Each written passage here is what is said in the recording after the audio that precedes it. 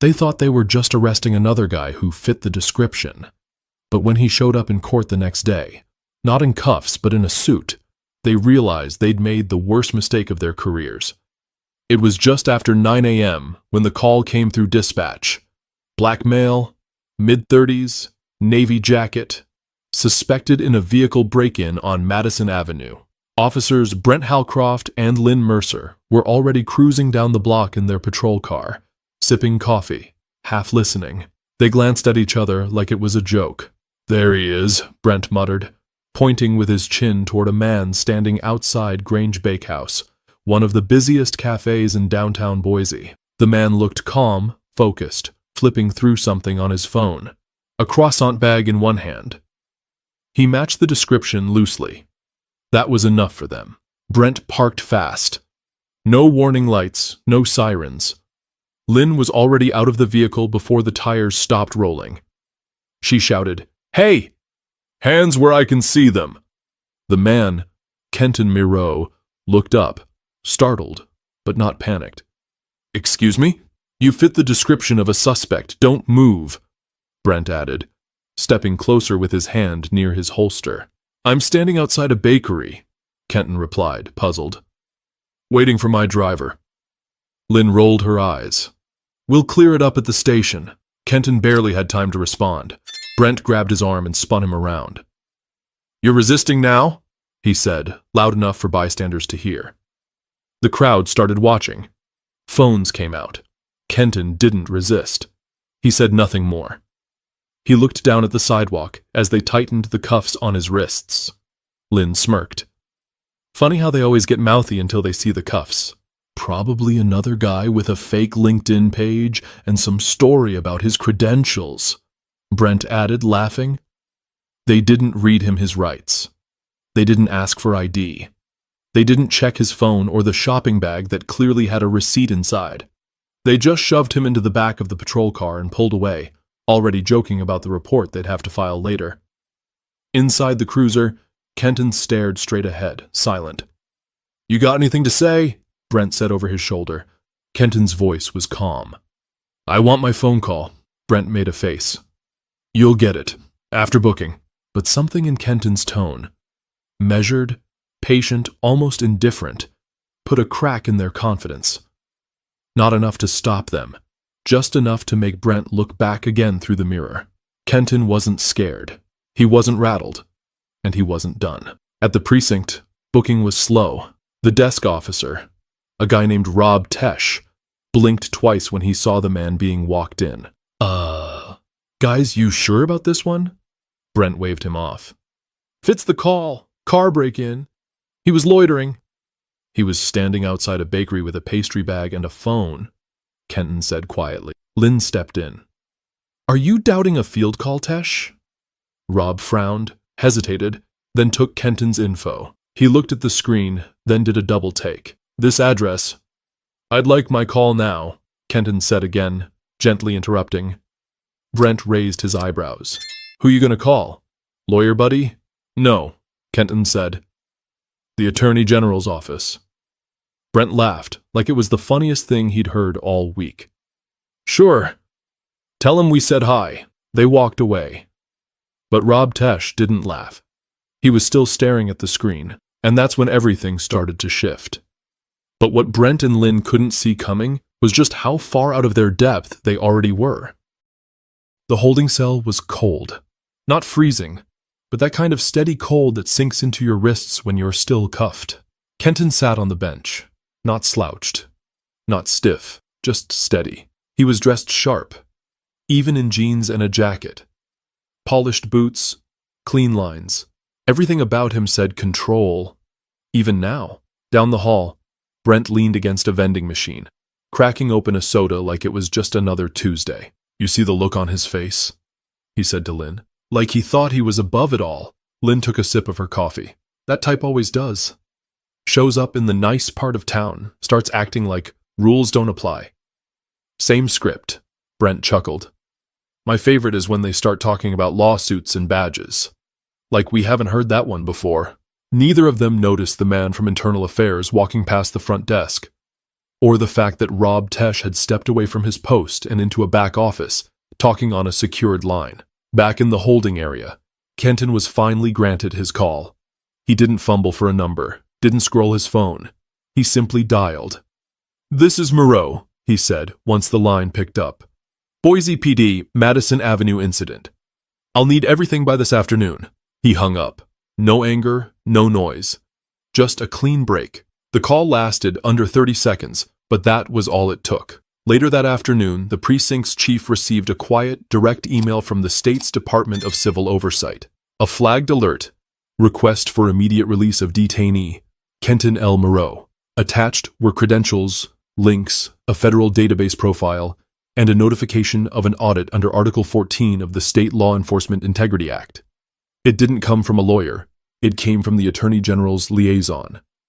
Within 45 minutes, Kenton was out. When Brent saw him again, it was in the corridor.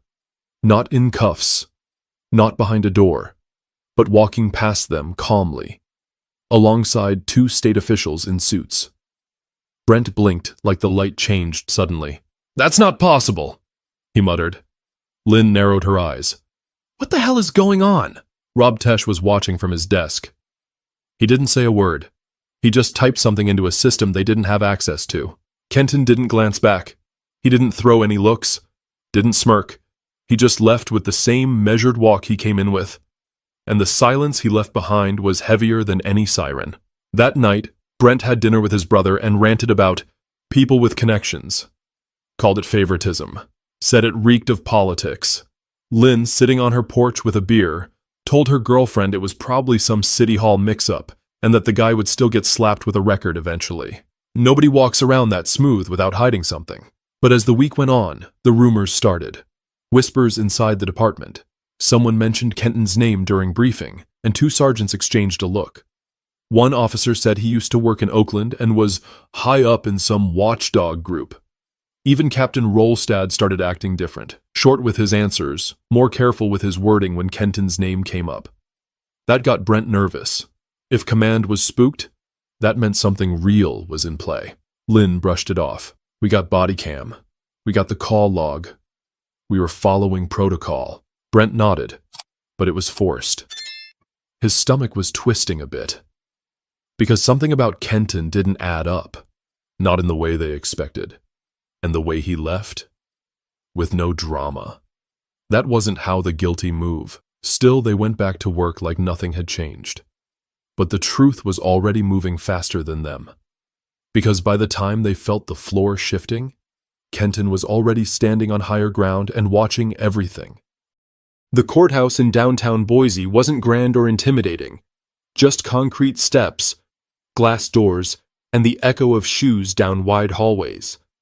Brent and Lynn walked in side by side, both dressed sharp, pressed blues, polished badges, no smiles. This was routine. They'd done courtroom appearances more times than they could count. The charge read simple: obstructed investigation of stolen vehicle. They expected Kenton to show up late, probably with a lawyer in tow, maybe try to turn it into a spectacle. But Kenton wasn't outside. He wasn't in the waiting area. He wasn't even on the docket like a typical defendant. As they passed the security checkpoint, a bailiff approached them with a stiff nod. "You two are testifying in courtroom 2C?" Brent answered, "Yeah, Halcroft and Mercer. This the Moreau case?" The bailiff blinked. "Moreau's not the defendant." Brent frowned. "Come again?" The bailiff just pointed. "You'll see." When they stepped into 2C, everything felt wrong. Not chaotic, not loud. Just different. The room was full. Not with the usual crowd of nervous defendants and annoyed lawyers. There were journalists. 2 camera crews. Someone from the city council. Brent's neck stiffened. Then his eyes locked on the front table. There, seated beside the judge, was Kenton Moreau. No cuffs. No defense attorney. Just a man in a dark tailored suit, calmly flipping through a binder. A nameplate in front of him read, Special Counsel for Civil Accountability, State of Idaho. Lynn leaned in. "What is this?" Brent whispered back, "I don't know. This wasn't in the case notes." The judge called the room to order. Today's session concerns a procedural review regarding conduct during a recent arrest on Madison Avenue, she said. Mr. Miro will serve in an advisory capacity representing the state's Civil Accountability Office. Lynn's jaw twitched. Brent looked like he'd been slapped without warning. Kenton didn't look their way. Not once. He simply sat back as the judge turned to the front bench. Officers Halcroft and Mercer, please approach. They moved stiffly, no longer in control. Every eye in the room was on them, but not the kind they were used to. This wasn't admiration, it was scrutiny. The judge asked, "Can you walk us through the reasoning behind your decision to detain Mr. Moreau?" Brent cleared his throat. "We received a dispatch call. Black male, navy jacket. Mr. Moreau had no prior criminal record." The judge interrupted. "No history with your department. Was ID checked before detainment?" Lynn replied, "He fit the description, and he didn't comply when we gave commands." Kenton didn't look up, but he did click his pen once. Slow and deliberate. The judge turned to him. "Mr. Moreau, do you have any clarifying points?" He looked directly at them for the first time. "In my line of work," Kenton began, voice steady, "I've read hundreds of reports that start the same way. Vague descriptions, unchecked assumptions, and over time those patterns tell a story the badge doesn't protect you from." Lynn opened her mouth to interrupt, but Kenton raised a finger, not to her, to the judge. "I'd like to enter a motion to suspend direct testimony today. Internal review has been authorized. A hearing will follow in 2 weeks." The courtroom went still. The judge nodded. "Granted." Brent and Lynn didn't say a word. They stepped back, numb. Kenton gathered his binder, closed it quietly, and stood. He didn't look triumphant. He didn't gloat, but his presence was heavier than any argument they could have made. And when he walked out, the press followed. Brent's hands were shaking. Lynn whispered, "What the hell is happening?" But deep down, both of them already knew. Because that wasn't a courtroom loss. That was the opening move, and Kenton had just flipped the board. Before Boise, before the suit and the title, Kenton Moreau was just another kid trying to keep his head down in Bakersfield, California. His mother, Deidre Moreau, worked night shifts at Mercy Hospital, and his father, when he was around, painted houses and rarely stayed long enough to leave anything but cigarette smoke and silence behind. By 12, Kenton had already learned to navigate 2 worlds, one at school where he aced spelling bees and science fairs, and one outside where he kept his eyes low when patrol cars rolled by. He wasn't loud, he wasn't flashy, but he watched everything. One day in 8th grade, a teacher accused him of stealing a calculator. No one else was questioned. His locker was searched. Nothing was found. He said nothing then. But he never forgot how easily adults accepted suspicion when it was pointed at him. It wasn't rage that fueled him. It was the pattern. At 17, he earned a scholarship to UC Davis, majored in political science, wrote essays that cut through the noise. He didn't yell. He just laid out the facts.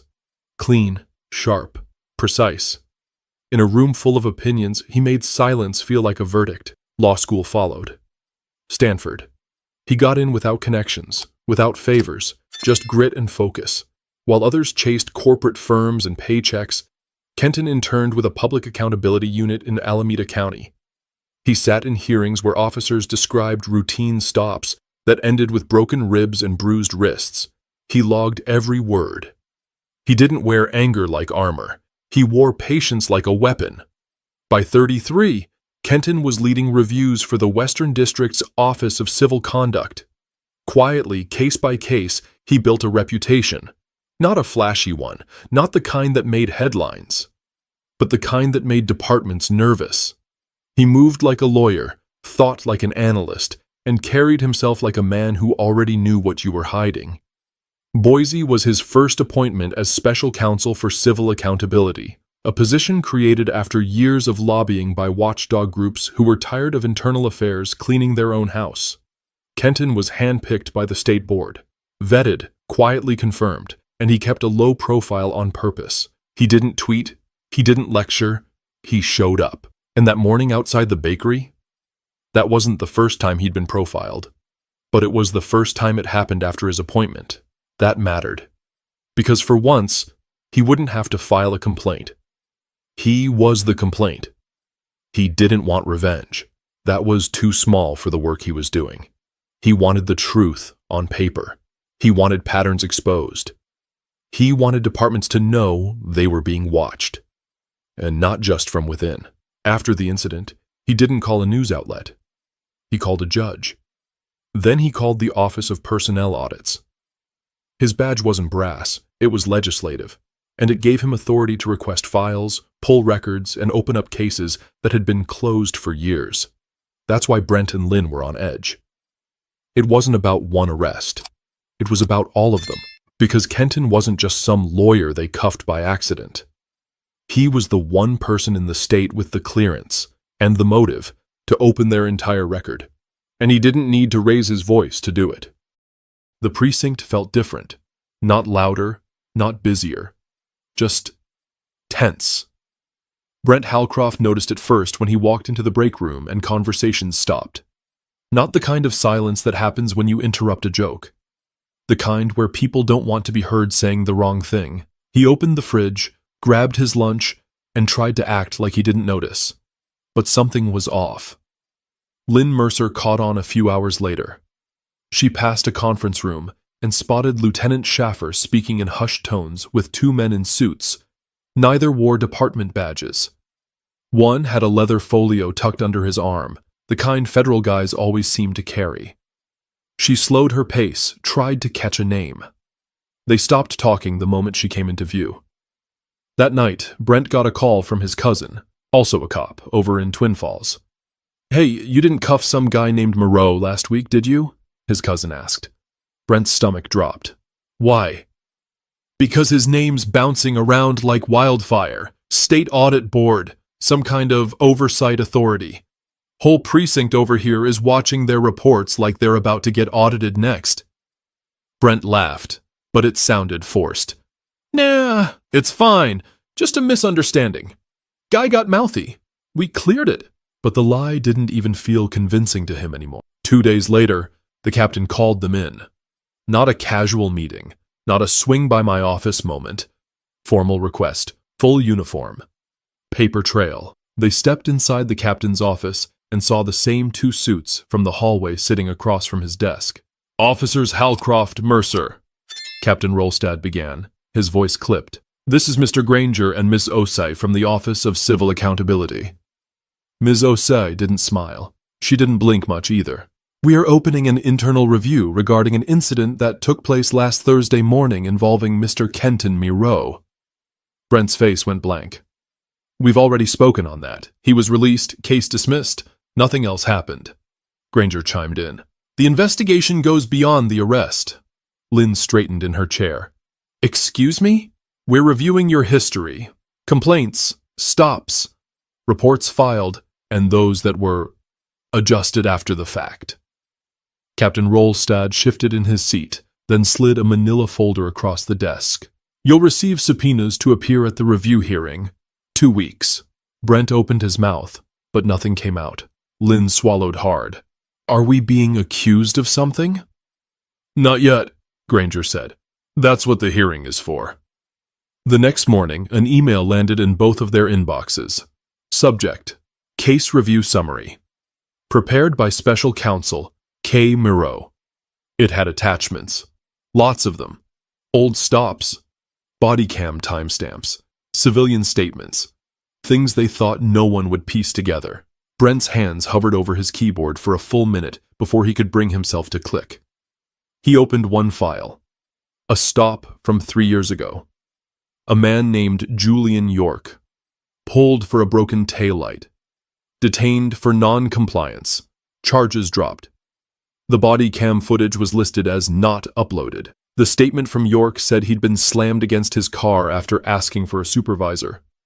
Brent remembered it. Not clearly, but enough.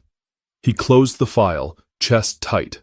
Lynn messaged him. "Lynn, they're going to make this look like a pattern." Brent: "It is a pattern." There was a pause before she replied. "Lynn, we followed protocol." But even she didn't sound sure anymore. Because Kenton wasn't just coming with one story. He was bringing receipts. And Brent and Lynn were finally realizing this wasn't a cleanup. It was an autopsy. The review hearing wasn't held at the precinct or the courthouse. It took place in a neutral municipal building off Fairview Avenue, the kind of space used for zoning meetings and forgotten city business. But this day, every chair in that gray-walled conference room felt electric. Brent Halcroft adjusted his tie 3 times before walking in. Lynn Mercer sat in the hallway, flipping through a thin folder, though she hadn't read a single page in 20 minutes. They weren't alone. At least a dozen people sat around the table, legal observers, a member of the city's ethics board, 2 from the state attorney's office. No uniforms, no familiar faces, no backup. At the head of the table sat Kenton Moreau. He didn't look angry. That would have been easier. He looked prepared. The chair next to him was filled by Ms. Osei, who opened the hearing with a flat voice. "This is a formal review under Article 14. Officers Halcroft and Mercer are present. Allegations concern abuse of discretionary authority and repeated misapplication of procedural stops." She turned to Kenton. "Special Counsel Moreau, you have the floor." Kenton didn't raise his voice, didn't lean in. He just opened his folder. "This won't be about accusations," he said. "It'll be about patterns." He placed a document on the table. Case 1, Julian York, stopped for a broken taillight. Detained for over 45 minutes, no charges. Report lacks any body cam footage. Lynn cleared her throat. "That was 3 years ago." Kenton didn't even look up. Case 2, Elan Rivers, matched the description of a robbery suspect. Same precinct, same language used in the report. Also detained without probable cause. No charges. He slid another sheet forward. Case 3, same officers, same phrasing. Fit the description. Suspicious behavior, non-compliant tone. Brent leaned forward. "We respond to calls as they come in. We don't control the descriptions. But you control how long you hold someone," Kenton replied. "You control whether you check IDs or ask questions before making assumptions. You control your tone, your language, and the number of times someone with no criminal record walks away with bruises and no apology." He pulled out a printed map, marked with red pins. "These are all the stops you two have conducted over the last 5 years." The pins weren't scattered. They formed clusters, on specific streets, in certain neighborhoods. Kenton continued, "We compared your stop data to 3 other patrol teams. You average 42% more stops. 80% of those involve individuals from one demographic group. 90% result in no charges." Ms. Osei added quietly, "That's not policing. That's profiling." Lynn's voice rose slightly. "So what? We're on trial for doing our jobs? Responding to calls, following protocol?" "You're not on trial," Kenton said, his voice still steady. "You're in review. A review triggered because, for once, you stopped the wrong person. Not someone with less credibility, not someone without recourse. Me." He paused. "Let the words settle. I wasn't special that day. I didn't carry a badge. I was just a man outside a bakery. You decided that was enough." Brent exhaled through his nose. "We had a dispatch. We didn't target you." "You didn't have to," Kenton answered, "because you've built a system where the targeting happens automatically." He looked around the room, then back at Brent and Lynn. "You can't fix what you won't admit." No one spoke for a long time. The silence didn't feel victorious. It felt surgical. This wasn't revenge, it was exposure. And in that room, every skipped step, every rushed report, every rolled eye over a civilian complaint came back to the surface. Because when you make the same call over and over, it stops being a mistake. It becomes who you are.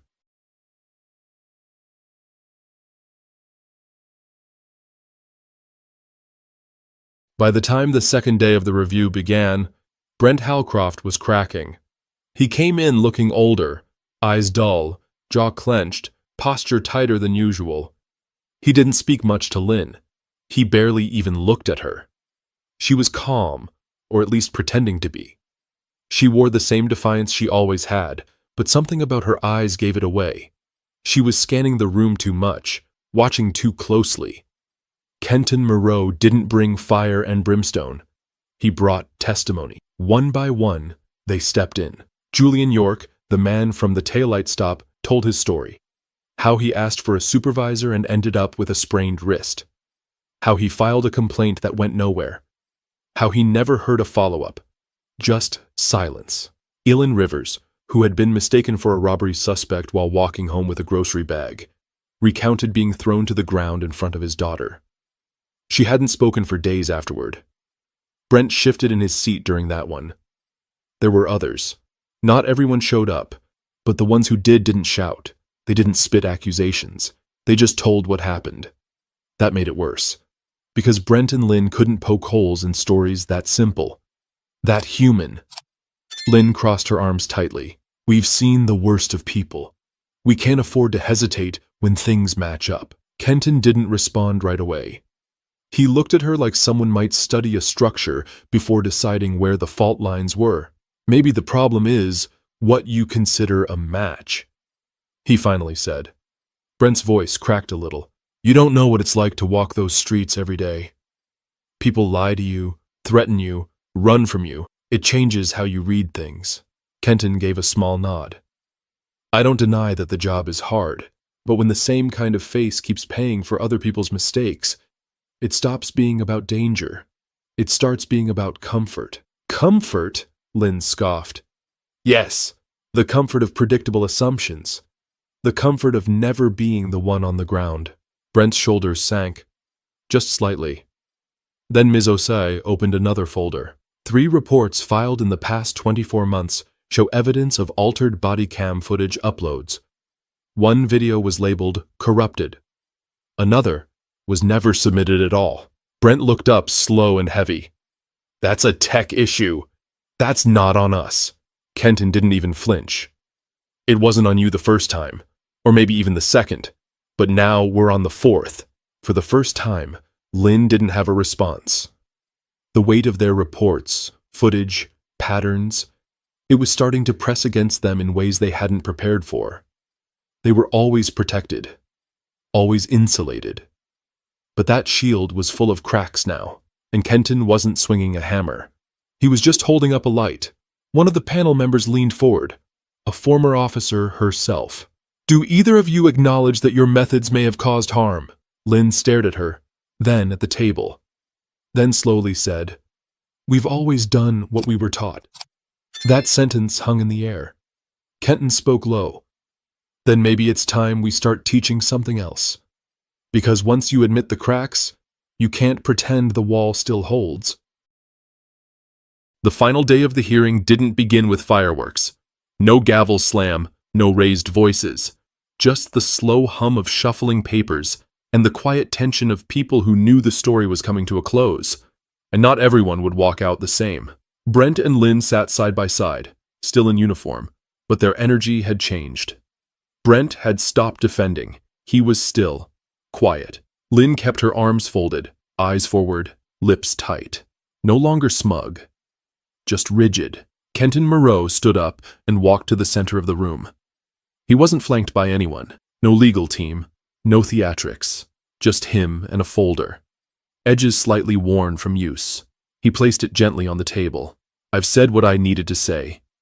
He began. You've heard from the people affected. You've seen the numbers, the language in the reports, the footage we recovered. You've heard the same phrases repeat. Same methods. Same faces being stopped, questioned, cuffed, and then quietly released. He glanced at Brent. I don't believe either of you joined this department with bad intentions. But somewhere along the way, you stopped checking yourselves. You stopped seeing people and started seeing profiles. The room stayed silent. I'm not here to ruin your lives. That's not justice. I'm here because the system can't fix itself if it keeps protecting patterns that clearly don't work. He paused and looked toward the review board. My recommendation, he said clearly, is that Officers Halcroft and Mercer be removed from field duty indefinitely, pending further training, psychological review, and a complete departmental audit. I'm also requesting the cases flagged during this review be formally reopened. Brent looked down. Didn't even flinch. He knew it was coming. Lynn whispered under her breath. It was a job. Kenton turned to her. No, it was a responsibility. And when you forget that, people get hurt. The board went into closed session. 35 minutes later, they returned with their verdict. Brent Halcroft, suspended from active duty, stripped of his badge pending reassessment. Lynn Mercer, same. Neither one spoke when the decision was read aloud. Neither fought it. There was no dramatic exit, no slamming chairs, just two officers who had believed for too long that their position protected them from accountability. Kenton gathered his things quietly. On his way out, he passed Brent and paused. Brent looked up at him, just for a second. "I didn't think it would end like this," Brent said. "It didn't have to," Kenton replied, "but that wasn't up to me." He walked away without another word. That evening, Brent packed up his locker alone. Lynn never showed. Rumor was she'd taken personal leave. No one reached out. The same people who once toasted them at retirement parties and year-end banquets were suddenly busy or on call. The precinct was already starting to look over its shoulder. A new poster went up in the hallway near the squad room. Civil Accountability Hotline. Confidential. A few rookies glanced at it longer than necessary. And Kenton? He flew to Coeur d'Alene the next morning. Another city. Another precinct. Another quiet review. That was the job. Not about headlines. About structure. Truth. Long-term repair. He didn't need applause. He just needed the wall to stop hiding the cracks. Because when no one is watching the watchers, the cycle never breaks. But now, someone finally is. 2 months later, the city of Boise was still adjusting. The media had moved on, for the most part. No major protests, no viral headlines. But something had shifted underneath the surface, and the people who paid attention could feel it. Kenton Miro didn't stay. He was never meant to. His job was motion. City to city, case to case, never staying long enough to become part of the story. He wasn't looking for praise or a pedestal. He just wanted consequences to exist for everyone, not just the powerless. But the effect of what happened didn't vanish with him. The training manual at the Boise precinct got rewritten. Not dramatically. Just enough to matter. Officers were now required to review real case footage, not staged examples of stops gone wrong. Kenton's case became one of them. Recruit orientation started asking a new question. Have you ever made a mistake and learned from it? Not to shame, but to see if a person could take accountability before they wore a badge. Brent Halcroft took a job in the city's vehicle impound department. Quiet, unarmed, behind a desk. He didn't talk about the hearing, didn't pretend he'd been wronged. Some said he was bitter. Others said he'd finally started listening. Lynn Mercer never returned. Word was she moved back to Wyoming, closer to her sister. She deactivated her social media, declined all interviews. She didn't argue with the board's findings, but she didn't accept them either, not out loud. And the people who were stopped, cuffed, humiliated without reason, some of them got apologies. Not all, but a few. Julian York received a handwritten letter from the mayor's office. Elin Rivers got a follow-up call from the city attorney asking if he'd be open to mediation. Nothing flashy. No settlements splashed across the news, but quiet signs that something had, in fact, hit a nerve. That was the part most people missed. Justice doesn't always come with fireworks. Sometimes it just means someone finally listens. Someone in power gets asked to answer. And the next time, maybe someone hesitates before treating a man in a navy jacket like a suspect before a person. Because that day outside the bakery could have happened to anyone. But it happened to Kenton Miro, a man who'd spent his entire life watching people get silenced. And when it was his turn, he didn't scream, he didn't threaten. He showed them the mirror, and for once they had to look. The lesson wasn't that Brent and Lynn were evil, or even unusual. The lesson was how easy it is to stop seeing people as people, and how dangerous it becomes when that habit wears a badge. And maybe, just maybe, someone in that precinct, some young recruit with fresh boots and a clean badge, would remember that next time they got a call with a vague description. Maybe they'd pause, ask a question, check an ID before a wrist. maybe that would be enough to change one life, maybe more. Because change doesn't always shout. Sometimes it just walks out of a courtroom with a folder full of names and makes sure it doesn't happen again. If you believe stories like this deserve to be heard, if you believe truth should make us uncomfortable enough to grow, subscribe to this channel. Every story is a step toward understanding. Let's not look away when it matters.